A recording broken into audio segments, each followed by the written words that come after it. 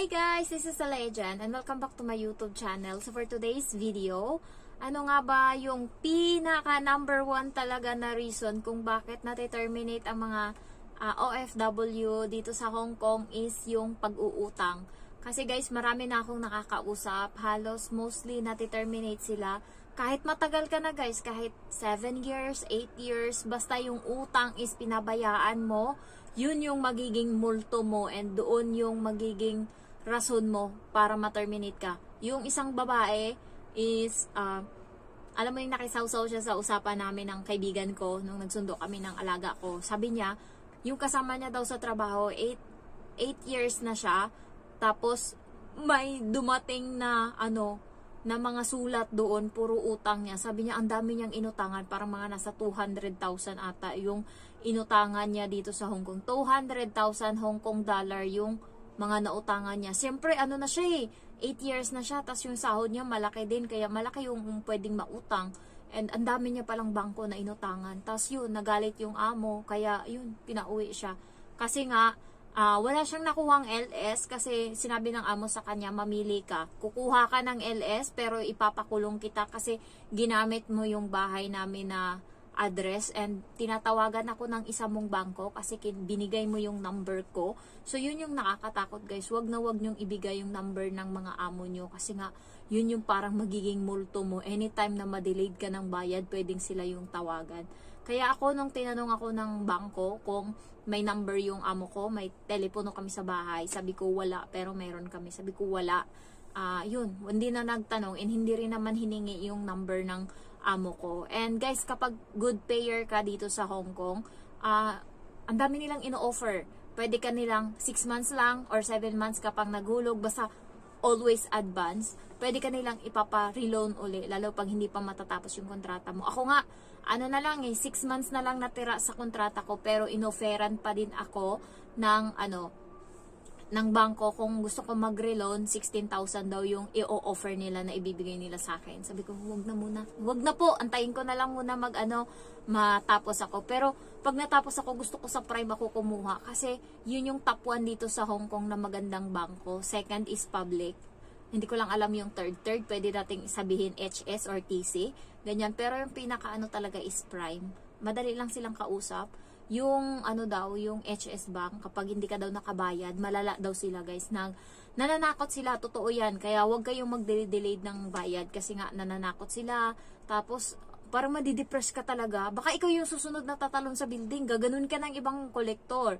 Kaya, ay nako, iwasan yung hindi makabayad. Kaya, dapat yung utangin nyo is alam nyo talaga sa sarili nyo na kaya nyong bayaran, kaya nyong kaya nyong sa sahod nyo, baka mamaya may emergency. Kaya ako guys, pinagpipray ko talaga always, gabi-gabi yan. Sana Lord, walang emergency na mangyari sa amin sa Pinas. Sana healthy lang yung parents ko always para hindi ako mapilitang hindi magbayad.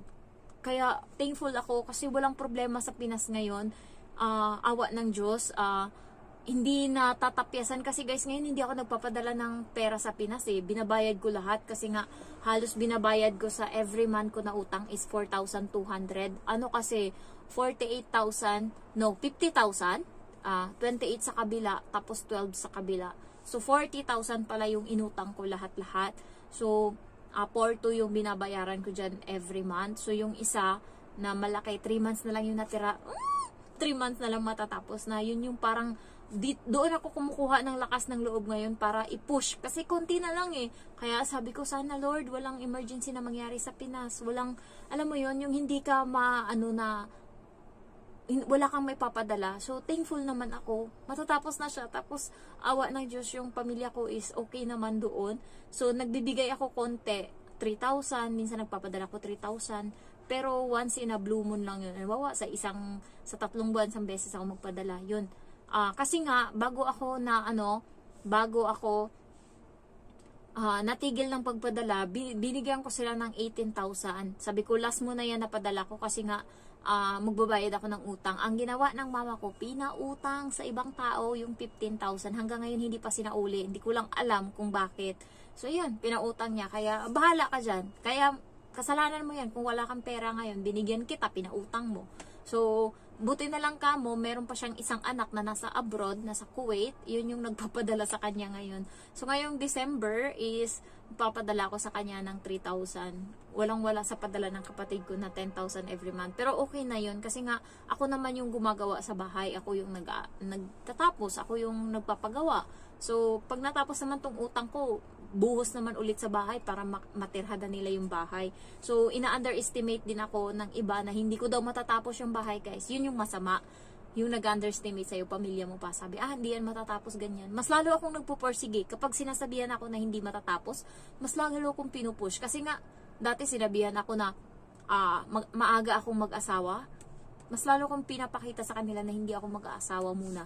So, yun, next na kung bakit nati-terminate is yung pag-uwi ng lasing, pag-inom, and also pagsisinungaling. Kaya iwasan yung magsinungaling, lalo magnakaw. Huwag niyong gagawin yung magnakaw. Kasi dito sa Hong Kong, maraming mga CCTV. Kaya guys, sa labas, pag nakakita kayo ng wallet or anong mga gamit, is huwag niyong kukunin, huwag niyong dadamputin, especially wallet, huwag niyong pakialaman. Kasi nga, pwede siyang maging dahilan kung maimbestigahan ka, makulong ka, especially pag may fingerprint ka dyan.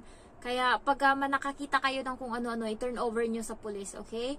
Next na dahilan kung bakit ka mati-terminate is kapag sinaktan mo yung amo mo or alam mo yun, yung matanda or yung alaga mong bata. So, iwasan nyo yung manakit kasi nga unacceptable yan dito.